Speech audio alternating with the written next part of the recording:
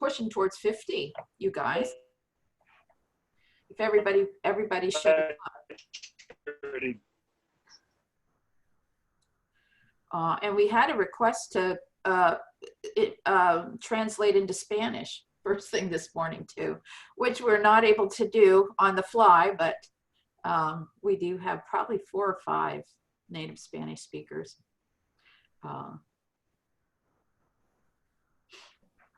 So all kinds of directions in which we could grow.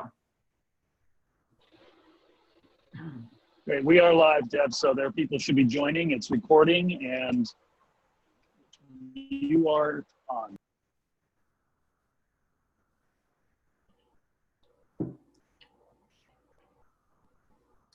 Oh, great, thank you. Folks, as you're joining, please greet one another in the chat because one of the facets of a webinar is we're not really able to see everybody that's in the room. So if you wouldn't mind doing what Kathlena has modeled for us here, is to let us know where you're arriving from this morning.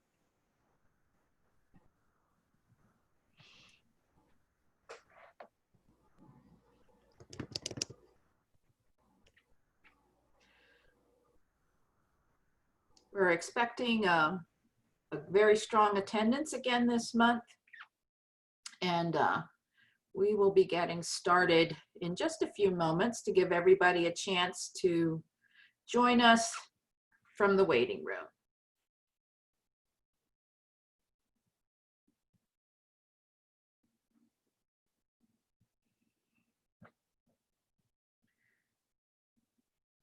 Brian, you're welcome. We let you have an extra hour of sleep this month. It's very early on the West Coast.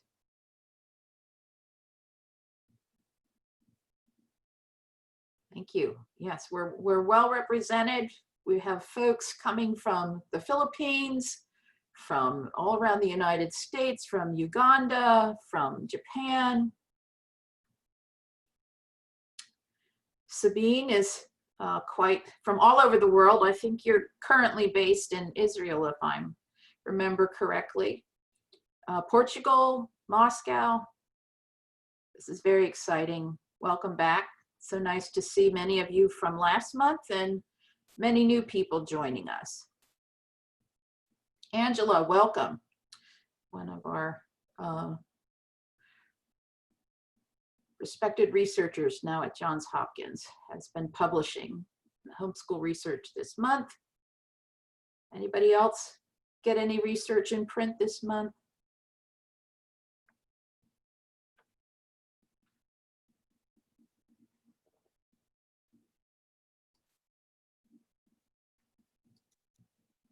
Well, I'm going to turn it over to Albert. Dr. Albert Cheng is going to be hosting our meeting this month, and I will be moderating with us. I'll let Albert do the introductions. Thank you. Well, thanks, Deborah. Good morning, everyone, or good evening, depending on where you are in the world. I'm glad you're all here. So again, I just want to extend my own welcome to you all. So before we get started, just want to go over a couple announcements and then introduce our panelists as well for our meeting today. So first of all, I again want to reiterate what I mentioned last week is that we do hope that this is a forum for many of you who don't have quite the numerous opportunities to meet and intermingle with one another. That we do hope that for folks that you see participating, that you'd reach out, that you take the initiative to start those relationships and to come together and perhaps explore some collaboration, share your work with one another. Again, we really would envision and aspire for this to be a forum where you all can connect. And of course, the common denominator among all of you here is that you are interested in homeschool research. So anyway, on that note, what I'll be doing in a little bit is sending a link to a Google Sheet with everyone's contact information, at least for those of you who have been willing to share that contact information with everybody. I'm going to send a link out, and if you're not already on there and would like to be added, feel free to add yourself. But from that list, you're going to be able to reach out to anyone that's made their contact information available. So again, we want to encourage you to follow up with one another and engage in this kind of intellectual discourse activity. Workshop your ideas with one another. The other, a couple of other announcements. Again, we're not to push this meeting aside, but I just want to plug next month's meeting. June 17th, I believe, is the correct date. Wednesday, third Wednesday of June. We're gonna have Eric Wern present some of his work on hybrid homeschooling. So look out for an email blast about that coming up for next month. In terms of a couple other things that are coming down the pipeline, Mike Donnelly, I know you have an announcement about a particular event. Mike, if you want to let the crowd know what's coming down the pipeline. Yes. Yes, Albert, thank you so much. And it's just wonderful. Thank you. Welcome everyone from all over the world. This is such a great thing that we're doing here. And so pleased that you are part of it. Thank you both to our presenters as well, David and Deani. We do have a Facebook group for researchers at the Global Home Education Exchange Facebook page, just for researchers. And next Wednesday, there will be a very special event, the Global Policymakers Forum on Home Education. Senator Ted Cruz, we have is going to be speaking. We have the Shadow Minister of Education from South Africa. We have some other notables. We have a Russian member of parliament. We have a Brazilian national secretary. So a very distinguished group of panelists next week. You will be receiving a follow-up email with a link, and there may be a link in your chat box to an invitation that you can use. We'd like to ask you to both participate, but also to invite policymakers and their staff that you may know to this conversation. With so many people around the world questioning, asking what's next for education, we're trying to bring together a group of policymakers to have that discussion. And you researchers are very important to that discussion. So please participate, or civil society leaders, to next week's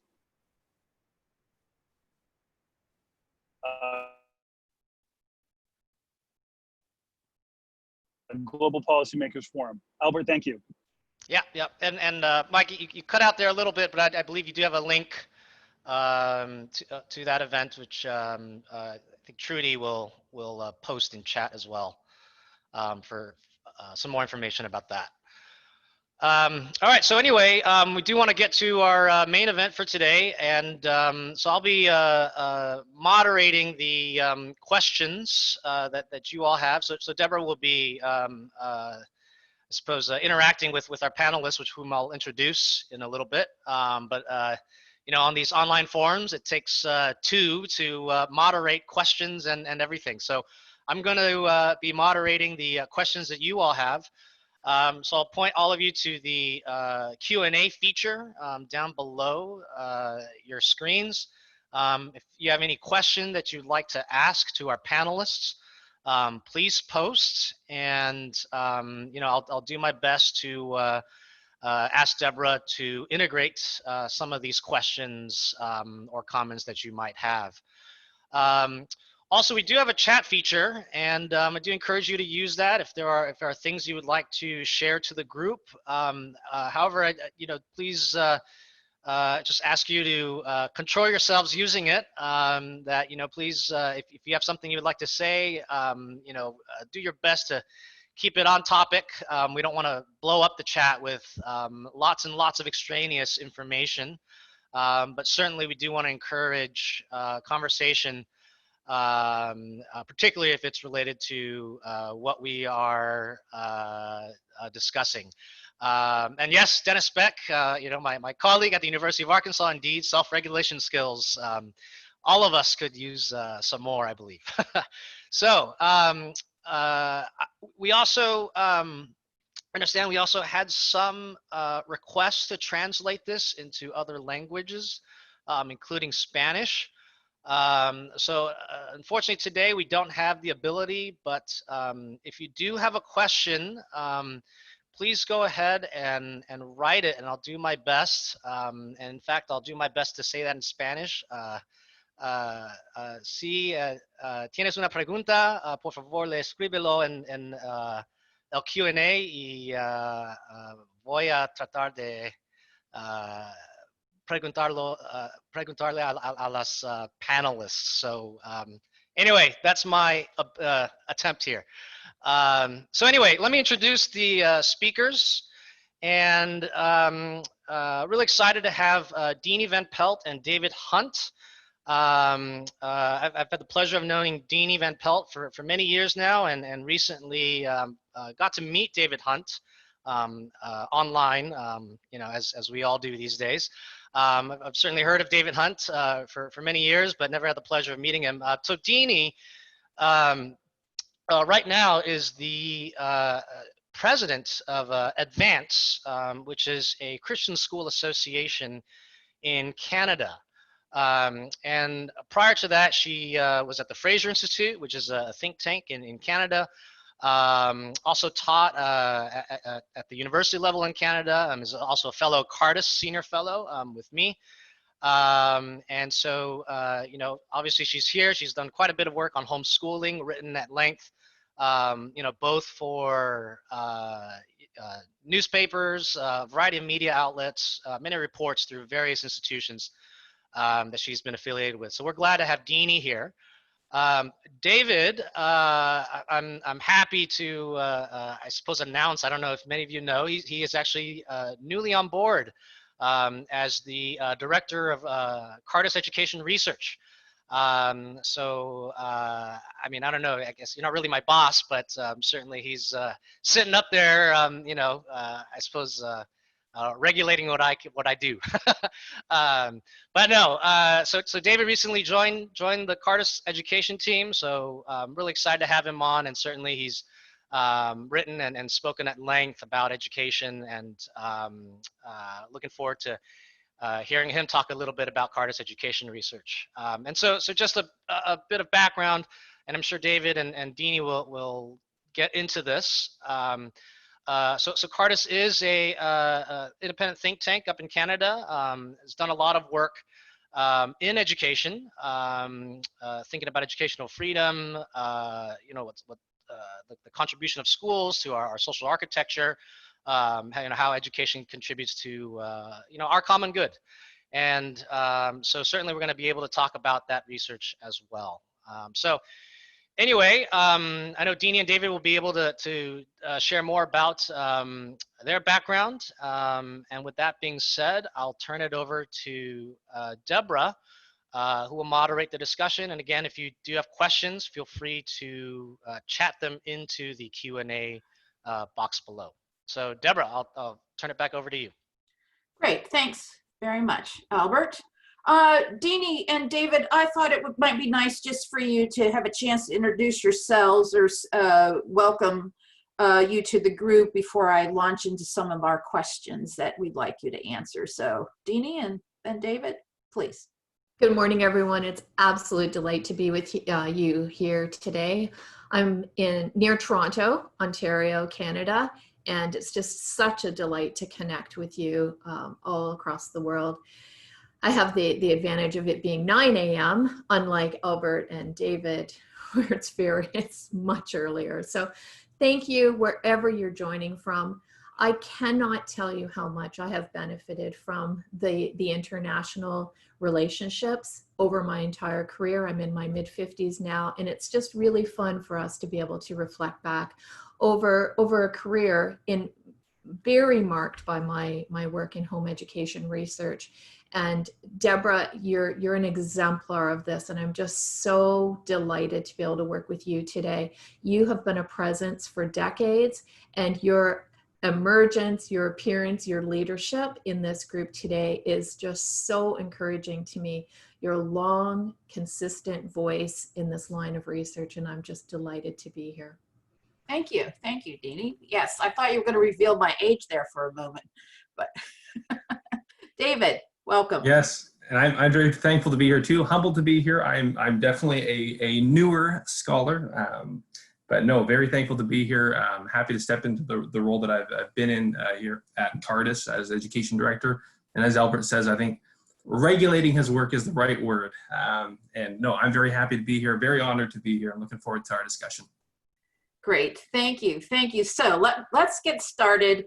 Deani, you're just one of the best people I know to introduce to this group, because your life really mirrors what, you know, I aspire for mine, and I know many of the emerging researchers in our group are aspiring to, and it can seem very daunting how you go from a kind of an interest in scholarly research to navigating what seems a mysterious maze in order to actually get to the point where you're a published scholar in a peer-reviewed journal. So I wondered what advice you might have for those people in our audience who are in graduate school or are just getting started in scholarly research. What kind of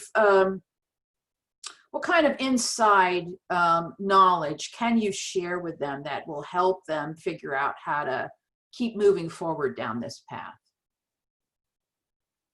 Love your terminology, mysterious maze. So if any of you are feeling like it is a mysterious maze, I think these 3 pieces of advice could be helpful to you as an emerging scholar. But I think as I reflect on them, they're probably equally applicable to all of us who have been in the world of scholarship for a number of decades. So first, I would say, find your animating, burning question.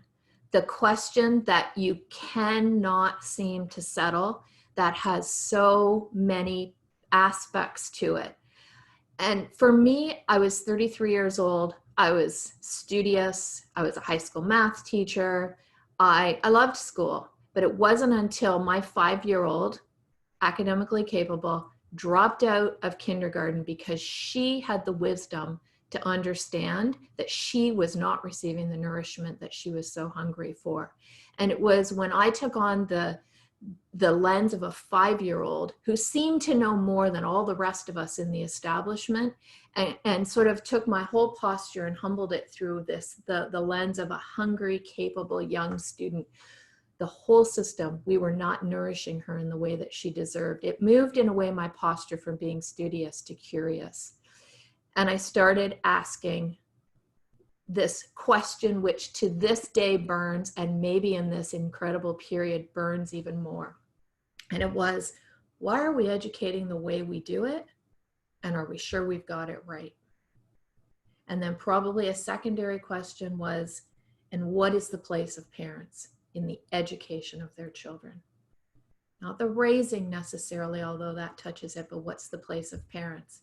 And you can see the thread. So as a 33-year-old mom with 3 young children, you can see the thread of those questions through my entire career. And as I look back, I feel deeply grateful, regardless of where I was employed, regardless of which research paper I was working on, regardless of who I was collaborating with. Those questions have animated me and continue to provide a source of curiosity to me to this day, now in my mid-50s, as I've said.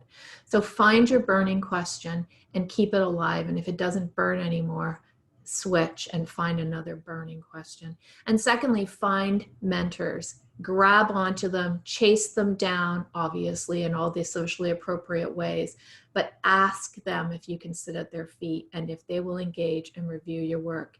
And then for more senior scholars, be a mentor. Have a posture of willingness to be a mentor. And then the third thing is I would advise that you collaborate. I looked at my CV before this meeting, and I realized that in most cases, other than presentations on panels where I would be this, asshole presenter, but even then I'm on a panel, most of my publications are collaborations.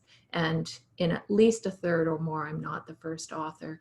So burning question, mentors, and collaboration. Thanks, Deani. I think there's so much to unpack in there. I want to follow up with just your final comment, because knowing many people in the group, I think this will be pertinent. How do you find a collaborator, or how do you know who might be a good collaborator to approach? So I think a group like this is a perfect example. You're bringing together a working group of researchers. So you've sorted through a lot of the noise. You have hungry people in this group, eager to contribute. So that is definitely one key approach. The International School Choice and Reform Conference that happens every January has been pivotal for me in working with different scholars. The other point is those with funding. Funding does matter, and if you can attach yourself in any way to becoming a participant in a funded line of research. And at the beginning, for me, David Hunt will talk about the Cardus Education Survey, which is over 12 years old. When I first joined that group, I joined as a quiet note taker at the table. Do whatever it takes to get into the room and serve the overall key of the funded research trajectory. Thanks. So here's my next question, just to continue along this line. So what challenges did you actually experience as a student in academia, which I think you came to as kind of a latecomer, right? That you decided to go back to school and continue your graduate level work. I mean, how did you practically find a mentor? How did you practically figure out what line of research you ought to, those questions that really were ones that perhaps only you could answer, that were really in your wheelhouse? So what was your history, I guess? I realized I was reading widely. I was hungry, I was absorbing, I was searching. Mother of 3 young children, hungry to answer that question. And I thought, why don't I go? I had several bachelor's level degrees. As I said, I was a high school math teacher, but I had never pursued graduate studies. I come from a very working class background. I had probably never met anyone with a PhD other than the persons who were lecturing to me from the stage of the platform many, many feet away from me as an undergrad. So I didn't even know anyone with a scholarly background. But it was this hunger, and I thought, since I'm reading so much, is there a way I can do it more systematically? So again, I'm at home with 3 young children. I didn't have a lot of flexibility, but I could attend my local university. So I applied for a graduate program, part-time program. It did take me almost 4 years to complete it. I did it at night. As I say to everyone, I got my master's degree after 10 p.m. When the house quieted down, that's when I started reading and writing. And I did that for 4 years in the evenings. And produced, at that time, a thesis on Charlotte Mason's approach to education. I was mesmerized by this late 19th century British educator who had a high value for the role of parents in education, although she set up many schools and set up a whole curriculum and set up a teacher training college. So she seemed to be able to ride this deep respect for parents, but also for professionalism in education. So I was able to do a master's thesis on her, and in those days we had to defend. It was much like a PhD, and I at that point somehow caught the attention of HSLDA. So in 2002, quietly defend this more philosophical master's thesis. And then HSLDA approached me. They were in Canada, and that's where I do need to say that my mentor, Dr. Derek Allison, who I met in my graduate program, I knew that he was different.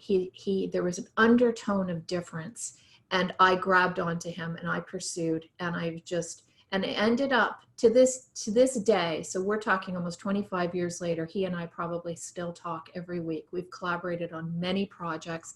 His wife has been involved, and without that mentorship relationship, I would not be here today. He took so much time and attention and helped me to become a better writer, become a better thinker, focus my questions.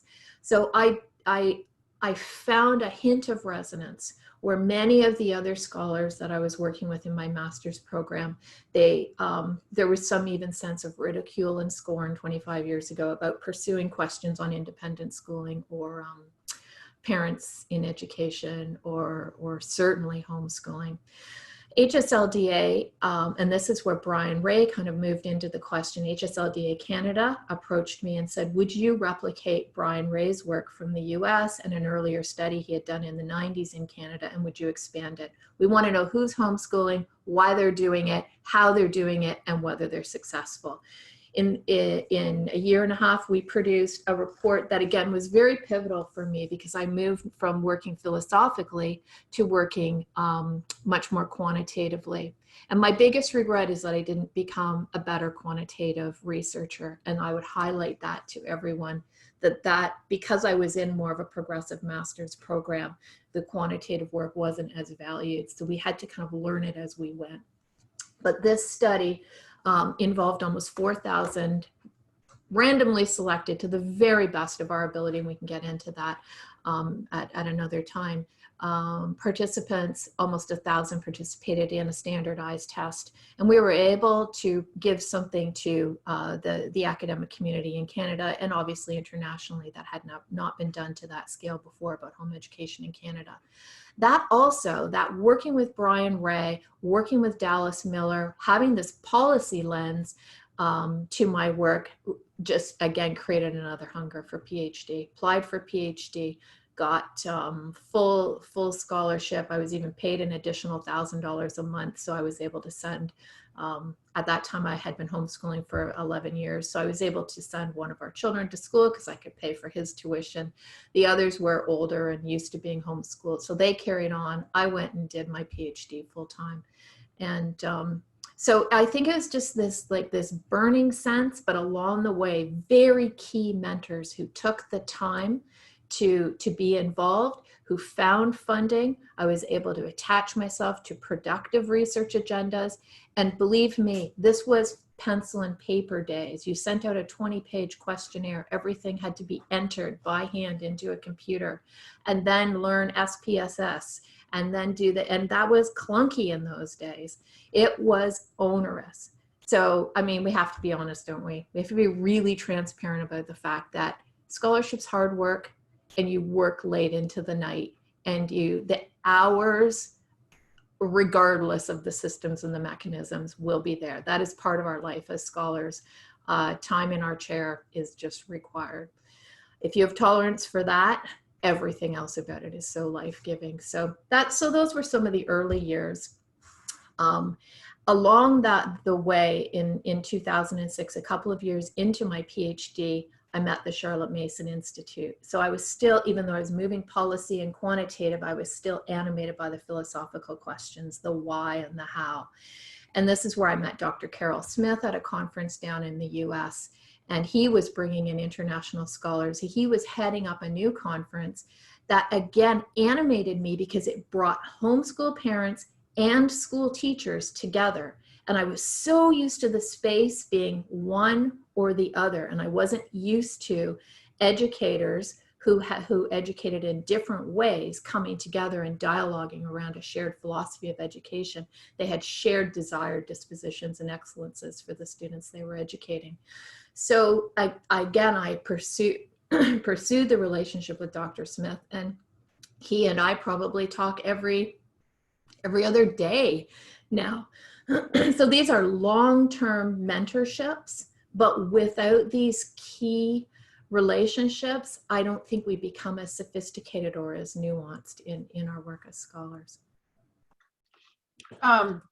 So just to follow up then from the group, I mean, what does collaboration look like? I mean, can you kind of unpack how, when you go out to look for a collaborator, Deani, like, what kind of skill set or what kind of person are you looking for, and why do you need a collaborative effort? What's the reason? I think recognizing that we don't have the full skill set. There are very few of us that can go out alone. And if we find folks different from ourselves, from different areas of, certainly the continent is the work I've done, and work with the UK. So it's the US, Canada, the UK, where I've found my most fruitful relationships.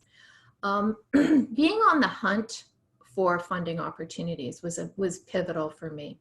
In 2008, I noticed that the Social Sciences and Humanities Research Council of Canada was looking to fund international collaborations. And that's where I read that and I thought, that's the Charlotte Mason world. So we pulled together a collaboration and applied, and we received less than 20,000 Canadian dollars. So you all know that that's, 14,000 American dollars. We took that 1-year grant and we turned it around. We designed a research agenda together. We went to the UK, we studied Charlotte Mason more deeply, and we imagined widely. We put in another grant to the Social Sciences and Humanities Research Council of Canada. This time we got about 50,000 Canadian dollars. You and I know that that's not a lot of money in the research world, but it meant the world to us. And we thought there should be more scholarship in the Charlotte Mason world. And I'm just using that as an example. If people could have access to primary resources. So imagine it's 2008, 2009, we're just getting into the world of digitizing artifacts and historical collections. So we were at the front end of that. We ended up together creating an international collaboration to digitize this collection in a small private museum in the north of England. So we're playing with new technology, we're being creative, we brought people in. With our $50,000, we were able to digitize about 2/3 or 3/4 of the Charlotte Mason collection. And our dream was, so that was about 11 years ago, to stimulate scholarship, to make it possible for more people to study these ideas. And that indeed has happened. So to watch our dream become fulfilled, I was at Redeemer University College as a professor and as a director of teacher education there by this time. And they hosted the collection. But a few years ago, they put it on our Internet Archive and WorldCat. So it's now accessible very easily without even going to Redeemer's site. We stimulated scholarship. So now we have new people doing work on Mason's philosophy of education, and new people and some are in this group here today that are at the front end of their scholarship. Had they not had access to that original collection, that crazy dream of a few people from across the world, they might not be where they are today. So collaboration can almost be indirect in a sense, and yet I feel very dear and very close to those people who are using that collection in their own work today. Well, I think that's a wonderful story and inspiration for our group here. I mean, I would love it if that kind of collaboration emerged from this group, that we were able to facilitate a research agenda and a body of work that sort of was made possible by the fact that we've all connected up with one another here. So just to let people know, and you, Deani, know that that's kind of what we aspire to. So let's pivot now to Cardus and the research there, and then I'll let you bring David in and at the appropriate moment to talk about what you together have uncovered through the Cardus research. But give people a background into that research agenda. So you get a bit of a sense of the tone and how this is moving forward. I get a master's degree. I'm working now on a PhD. I've had the privilege of doing quantitative research with HSLDA, so a slight policy bent. My PhD, I should mention, was I wanted to study homeschooling in Canada. It was not so much that it was a rejected proposal, but it was, as redirected into looking more at policy and with respect to independent schooling. That seemed a little more palatable, I guess, to the orthodoxy of the time. So I ended up studying independent schooling in Ontario, why parents choose independent schools and how. So and what their demographics are. So is it the wealthy, right? Do the stereotypes hold that it's an elite exercise? And evidently that has many implications on the policy side, and obviously it is about parents. So there's a coherence there. So I'm doing this kind of policy-oriented PhD, which I did complete in 2009, and I'm working on the Charlotte Mason, the international collaboration. And then Cardus comes along and says, there's this guy who's wondering if independent schools make any difference. And he is a funder, you know, to the tune of several $1 million. And he said that he wanted to know if independent schools made any difference. And he started having these conversations with Cardus. So I said, you know, I'll be your note taker. So we head down to California, 40 people get in a room and start asking, okay, if we were going to probe this question, sure, Coleman did it in the 60s, but has anybody done it recently and compared the outcomes of graduates from different school sectors? And so there we were in this room dreaming this up. I'm taking notes, and obviously the questions, and I'm becoming increasingly animated. That started, as probably everyone here in this room today knows, a 12-year and continuing research trajectory on looking at outcomes in education. David is newer to the project, but he is the one most intimately involved with it right now. So this very international collaboration with many components and many studies and many ways of gathering data is something that is ongoing. And we have definitely learned about the outcomes in the life of graduates from different school sectors. So I'll pass it to David to give just a little more of a deep dive into the story of the Cardus Education Survey. Yeah, thanks, Deani. And before we even dive into that, the first project that Deani and I worked on was building on the who chooses independent schools and why.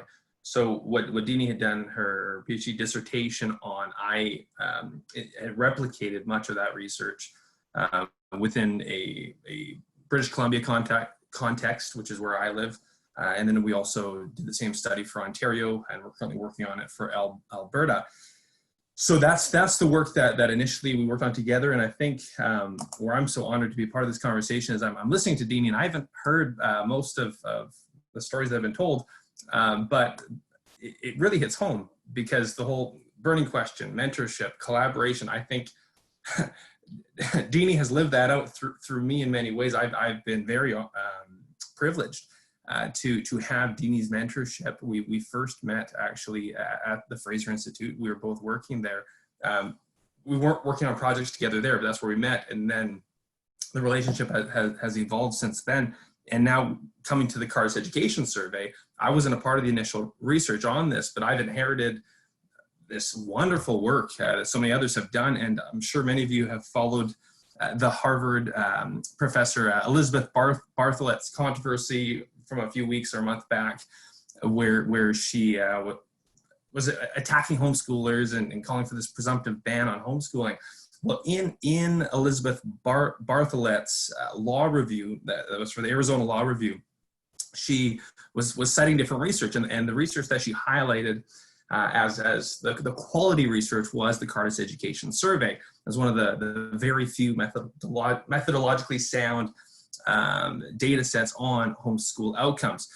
So building on what Deani had said, the objective of the Cardus Education Survey was looking at, is independent schooling worth it? Christian education specifically, what the motivations are, the mission statements of schools. Do schools actually live up to that? Do the outcomes reflect the motivations? And what's interesting is there was 3 areas looked at. So academic excellence, spiritual formation, cultural engagement. And it's interesting when you look at the different sectors within schooling, for the most part, each sector does live up to what it claims to, but nobody hits all 3. So for example, your non-religious independent schools that get the reputation for being your elite or university prep schools, well, they prepare very well for university. Our research shows that they're much more likely to go on to university. They're much more likely to go on and work in a prestigious occupation, get a high-paying job, et cetera, et cetera. Within Catholic independent schools, they're much more likely to volunteer, to care about social justice issues. They also are more likely than public schoolers to go on to university, not as much as the non-religious independents. And then if you look at Protestant evangelical schools, well, their focus is character formation, Christian formation, and they really do live up to that. Now, their academic excellence isn't where it should be. and even their cultural engagement isn't necessarily where it should be. But then when you look at homeschoolers, and homeschoolers is probably the most interesting group. First of all, because you got the smallest sample size.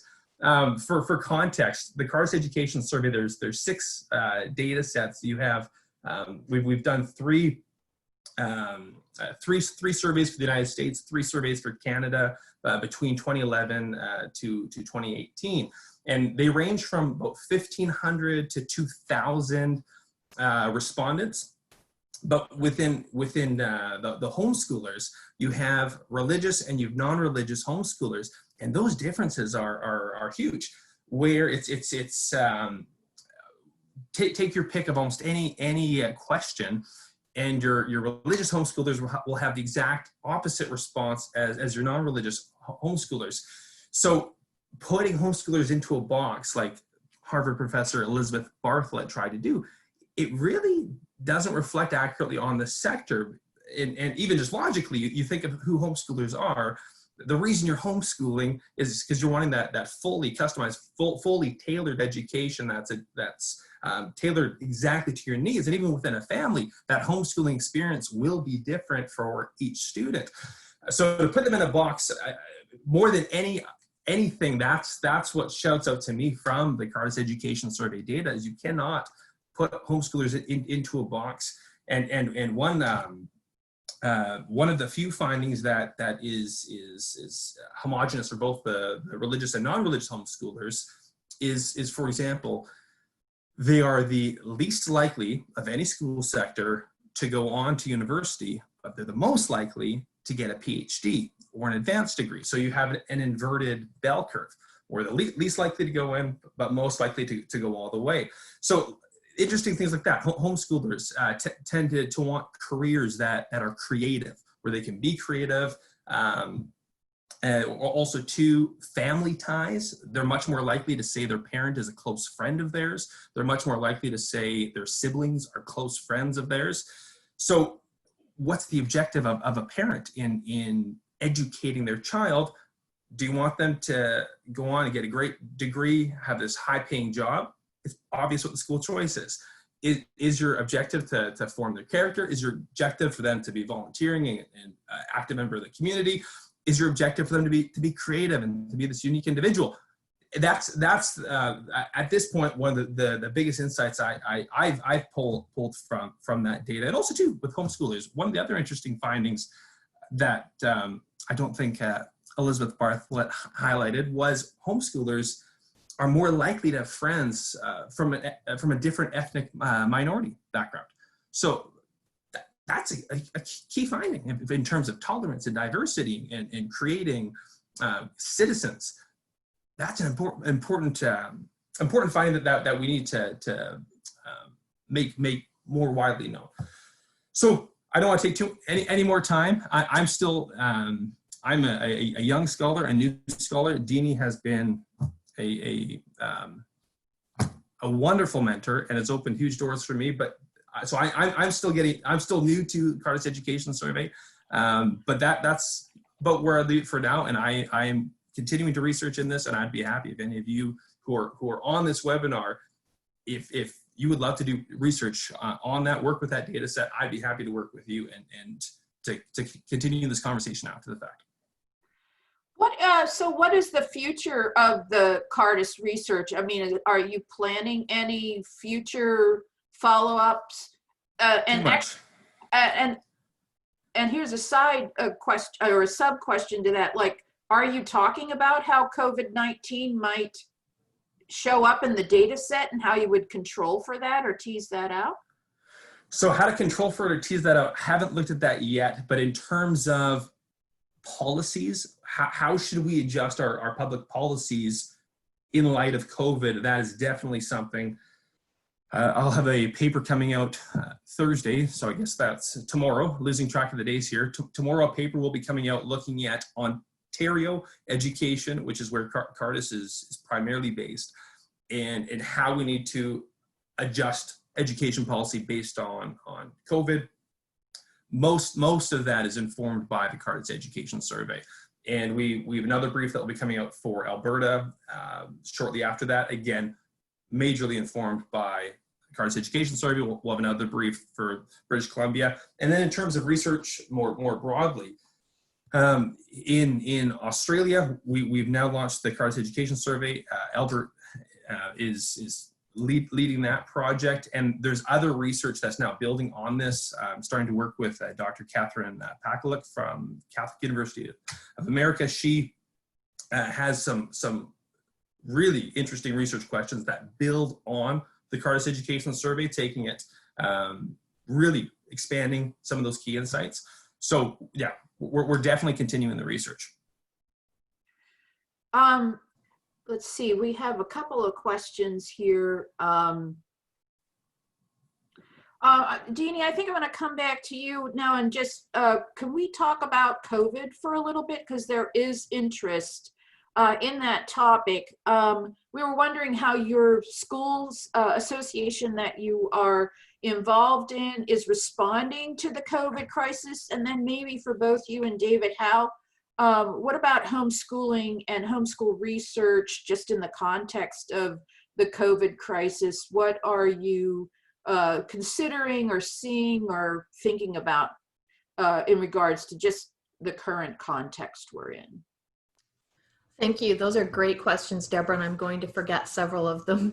So nudge back, but I also just want to thank David for that quick overview. There's so much unmined data over the 12 years of collection. I think that you've highlighted that well, David, and there are so many opportunities to join in and do deeper dives on some of the data. The very first study that came out, you may recognize this, is the US version, 2011, and then in 2012, the Canadian one came out. And after that, many more have come out, but they cover so much. It's time for the deep dives. And thanks, David, for highlighting some of the ambiguity of that came through, although clarity when you organized by different types of homeschoolers, there's a lot there to still be studied. So just, yeah, thank you for that. As I think about COVID, I was so frustrated at the beginning, and I understand all the rhetorical reasons that we did this, but when we or Carrie McDonald came out and said, we're all homeschoolers now, a piece of me just felt so sad to hear that. Before I homeschooled, I read deeply. I was hungry. My why was there. Why? Why do we educate? What are we after? If that's what we're after, then the methods we're using aren't getting us there. How can I reimagine new methods? I'm reading widely, I'm talking, I'm going to groups, and I'm living in rural Ontario. I'm not well situated. I don't have a lot of money. We're living on a single income. We're very young. So this is just a hungry, ordinary working class young woman, but I was so rich because of my why, my pursuit. And I look at parents today that are having to educate their kids from home with all of the support from school.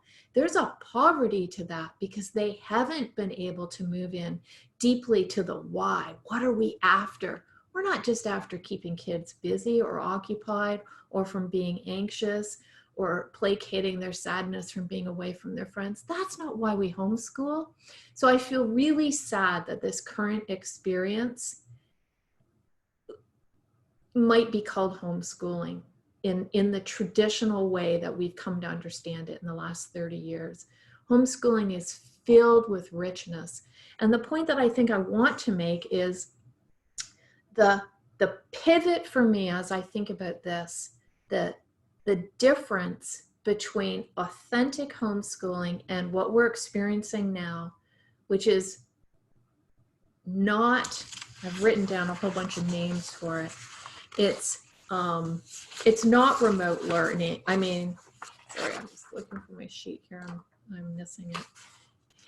This thing that's learning at home or blended learning or remote learning or school at home or distance learning. Those are all better names for what we're experiencing now. We have to be so careful to call it homeschooling. And the pivot, the main difference is the role of the parent. And I think what we're doing now is we are trying to carry on under the dreams and the visions that teachers and schools have for our children. And when we're at home, we're, as parents, we're being asked to live into, it's our dream, but it's the dream that has been dreamt and pursued by a teacher or a system. Mm-hmm. Homeschooling is the parent taking the ultimate responsibility for their child's education and coming up with their own sound. Why are we doing this? And how are we therefore going to do it? So we need to think anew about the question of what is the role of parents in education. And I think COVID is providing us a beautiful time for that. Do we still need that dichotomy where the system or the teacher versus the parent takes responsibility? So now we've got school compared to home education.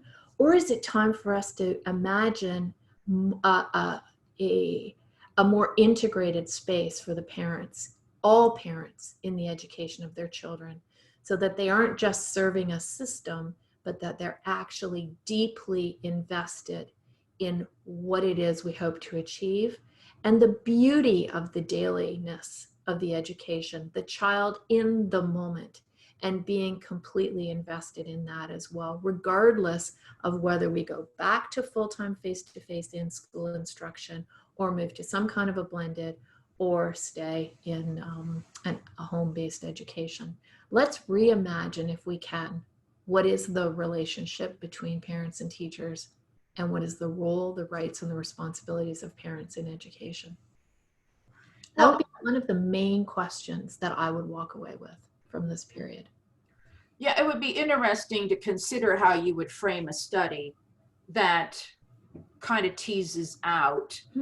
I think I was just talking with, weren't we just talking about this last week when we were kind of prepping for the panel, just a model or a typography of views of parents and their roles in education. And even among our attendees today, I wonder, from country to country, one of the attendees mentioned that homeschooling needs to be contextualized within each country. So I wonder to what extent some of our ideas are North American centric, or even can we claim that this is universal? We need to have some kind of research agenda that started with those fundamental questions. And I just wonder if for us as a researchers working group, we could start, you said, Deani, about having those burning questions. I think you have those at the individual level, right? But what if we kind of generated them at the group level? Even what are the burning questions of this research group, especially given our international constituency here? I think this is the most representative global group of homeschool researchers that's been convened, and that we ought to leverage our uniqueness. David, do you want to add to that or something? I'm sorry, Deani, go ahead. I was just going to say that I think it'd be great to hear David on this too. Okay, the women agree, David. You're muted. You're muted. Sorry. There. Sorry about that. Sorry. Could you reframe that ever so slightly? Oh, I'm just asking a question about the whole role of the parent in education, yes, and how you would frame a study that would get at that, and then just considering the international dimension too, so that however we framed it, we accounted for a better representation of home education now, since it's a global phenomenon and not just a North American one. Yeah, I was hoping you'd ask it in an easier way. That's why I said reframe it. I don't know if I have a good answer for that. I think that's an excellent insight. I'd be definitely interested in that. How to go about that off the top of my head, I'm shooting blanks here. One of the things we learned when we were in Portugal last year for the International School Choice and Reform Conference was that the EU in June 2018, when they were coming out with their statement for the modernization of education in the European Union, they included a statement that said that parents had the right to or perhaps it wasn't even quite the word the right, but that parents had, let's just go with that, had the right to have their children educated according to their deepest religious, philosophical, and pedagogical convictions. And I found that to be, that right there could be an amazing pivot or launch for a study like this, an international study. Do parents indeed have the right, the role, the responsibility to have their children educated according to their deepest convictions? If so, what type of convictions? I found it so interesting that those three items were mentioned: religious, philosophical, and pedagogical. So it even gets to the how. That's a very fruitful launching point. And I don't know if it grabbed other people in the same way I did, but I was incredibly impressed with the work of Oidel from Geneva out of that as well. And I think perhaps that's also a pivot. Our courts have forgotten the role of parents in education. We've all forgotten. There's about 40 international treaties and declarations and covenants from around the world and from across time that state the role of the parents in education. Do we need to remind ourselves of those anew? And are there more recent declarations like that? Could we use that as a launch? And then the next question is going to be really practical, Deborah. Is there anybody in the room today that would love to lead that or collaborate on a work like that? Because I think that really, it's fruitful not only in the homeschooling world, but it's fruitful across education choices. And that should mark our times. We need to stop with the dichotomy, and we need to come together with the best ideas that we have for why we educate and how we educate. Yeah, I think we have to reframe the discussion on outcomes. You know, a lot of homeschool research, the outcomes are things that homeschool parents don't care about. It's like GPA and graduation and college degrees. And I think, David, back to you with the Cardus findings, it sort of shows that parents were, it sort of revealed the motivation in a kind of backward design sort of way, like those tendencies that you saw in the homeschool population revealed the motivation. Yes. Most likely for the parents for why they were homeschooling, and it's missing in educational research. The assumption that how you're going to measure outcomes that are valuable is a GPA or yes. College matriculation or something. Yes, and tying into that, so the first study that I worked on with Deani, looking at who chooses independent schools and why, that was one of the key insights there, is that there were more reasons for choosing an independent school than there were parents enrolling kids in independent schools. On average, when we would ask, what is the most important thing to you? They would give two things. On average, they would give two things. Like, isn't just one, I got to give two things. And some of them would list 5, 6, 7 things. And when we gave a list, you do a literature review and finding, so what are the reasons parents choose an independent school based on the research? Create a list from that, have parents pick. Again, it's all over the map. Parents are choosing for a wide range of reasons, but what doesn't show up in the top 10 is academic excellence. That's not why parents are even choosing independent schools, let alone homeschool. And standardized testing doesn't matter to the parents. And so to economists, that's what matters, because we know the correlations between test scores and GDP growth. And of course, that's extremely important. And that's also why school, of course, is compulsory, as Ashley Bernard talks about, that society has an interest in your child's education, not just you and your child. But your point there about measuring outcomes, 100% agree. And we got to look at that in more research that we do, that it's not just about academic outcomes. So I would just, Deborah, if I might jump in here, because there's a related question that's been asked, which is, so in terms of actually conducting this research then, we're talking about a lot of outcomes, whether it be test scores or something else. there's the preliminary question of, in order to do this kind of research, we need to collect data and gain access to looking at, homeschools and being with homeschool families to pull off these kinds of studies. And this highlights a tension, right? So on one hand, we want to ensure that homeschool families, aren't overburdened by excessive regulations. But on the other hand, we want to protect their privacy. But on the other hand, we also want to collect data about them. And so there's this tension between parental rights, privacy and freedom on one hand, and getting data for research on the other. Deani and David being in this space for, having been in this space, how do you have any thoughts about navigating that tension? I know it tends to get very controversial one way or the other, but how do we thread that needle and perhaps, have both considerations and get the best of both worlds?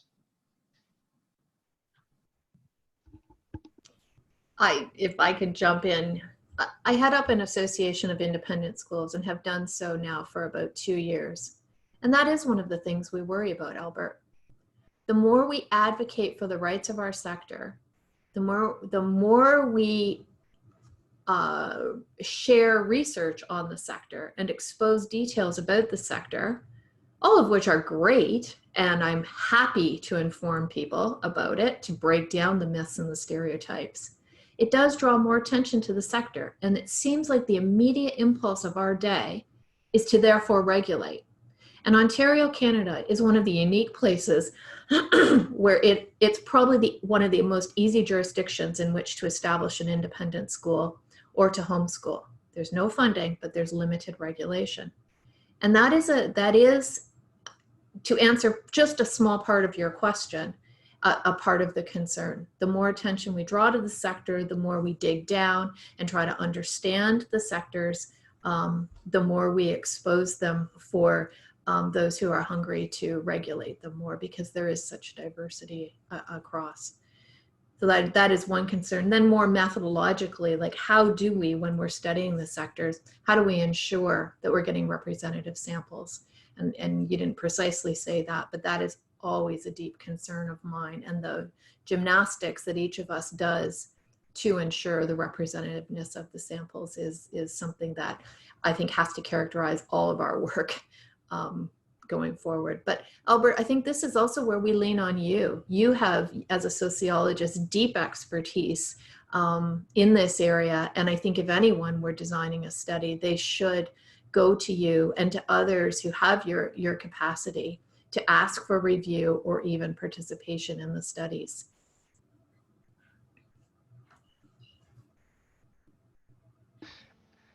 Yeah, I mean, I guess this is the struggle as someone that does a ton of quantitative data analysis. We saw Dan Hamlin's presentation last week. For those of you who are here, he did this excellent study, but the only way he was able to do this study was because the U.S. Department of Education sent out surveys to families across the United States, some of whom were homeschooling families, and those homeschool families complied and filled out a lengthy survey and sent it back to our government. I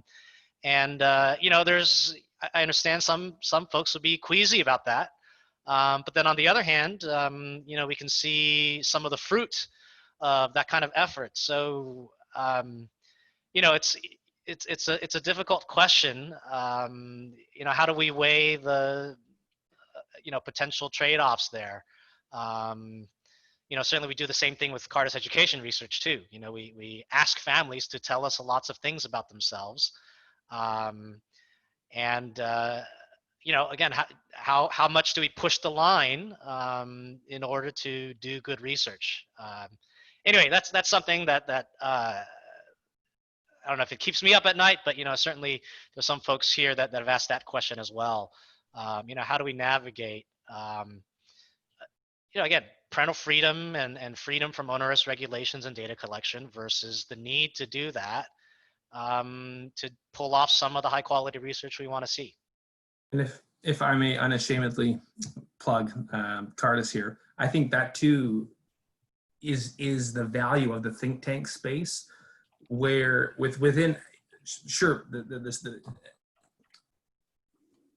within academia, the standards are to a certain level, and often the think tank world gets a really bad name because there are some bad apples in the cart for sure. But as think tankers, it's not just about the research, it's then about communicating that with the public.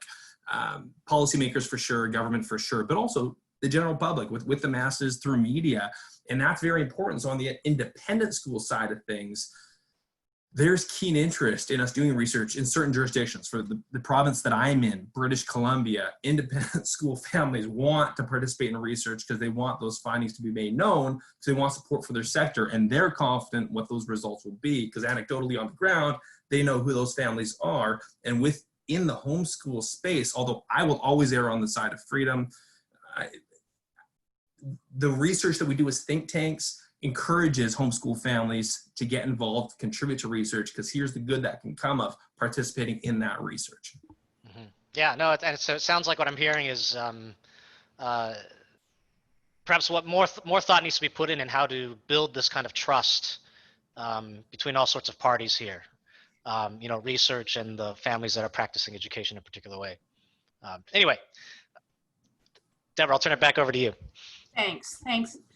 I think that was a very important discussion. I think that's a topic we're going to want to return to over and over again. I think that's what makes this group historic, is because we now have a mix here of academic scholars and homeschool practitioners like myself who are emerging scholars. And I think trust in the research community is growing among the homeschool population, and that we are seeing the need for research, where in the early days, we didn't want to reveal our information because we did fear overregulation and authorities intervening. So we don't have the answers, but at least it's an important discussion. And in just a minute, I'm going to ask Deani and David to give us their final comments before we wrap up this meeting. I did want to mention that coming up in the future, we have a great agenda, as Albert mentioned. We're going to have Robert Maranto also present to us in one of our upcoming meetings. Bob is the editor of the Journal of School Choice, and we are going to be curating, we're working on curating a homeschool issue sometime in the future. Again, we've already done one with the Journal of School Choice, so I just want to let researchers in the group know about that, to give you some extra motivation for working on your study and trying to bring something to completion. Dr. Cheryl Fields-Smith is going to be presenting in July. She's researching qualitatively Black families in the US. And then Oz Guterman and Ari Newman from Israel are going to be presenting in August on their research among Israeli homeschoolers. So we're really trying to be very representative here of the group and expose you to a variety of research that's taking place. So Deani and David, thank you so much. This was terrific. Any final comments you'd like to make to the group? You're welcome to do so now. I just want to say, if I could get a copy of the chat, seeing all these comments come up and I can't follow along, and I want to read all of them. Thank you for having us here. This has been absolutely wonderful. Thank you. And I did save the chat. Deani, you were on mute if you wanted to say anything. Sure. Thank you so much for convening this group. I guess my final words are, find the burning question, find a mentor, find many mentors, be a mentor to many, and collaborate. And even if you're just the note taker, it can be so formative for you going forward within such a short period. And some wise words I once heard, which are indeed true of my own life: you tend to accomplish less in a year than you hope, but more in a decade than you could ever imagine. your life is actually quite long. It does have many decades to it. Let's use them to work together. Let's let this be a pivot moment for us as scholars. Let's go forward with robust work together. Let's trust each other. Let's ask each other to review our work and kick the daylights out of it. And if there's somebody out there that can make a quantitative researcher out of me, I would really enjoy that too. Hone those skills. I ask every one of you, hone those skills, because that is also valuable. And I know, Debra, you want high quality research in our sector, and that is one of the keys towards that. Find your conversation partners, whether they've already died. In my case, she has, but I read her regularly and she speaks into my life today. But certainly find your living conversation partners academically as well. And Debra and Albert, I cannot thank you enough for this forum to do that. Great. Thank you. Thank you so much. There's all kinds of comments in the chat. I've saved it. I can send it to you from participants who found this very valuable. And so it was a privilege for Albert and I to be able to host the two of you. And we look forward to seeing everybody back next month. Thank you so much. Thank you. Bye, everyone.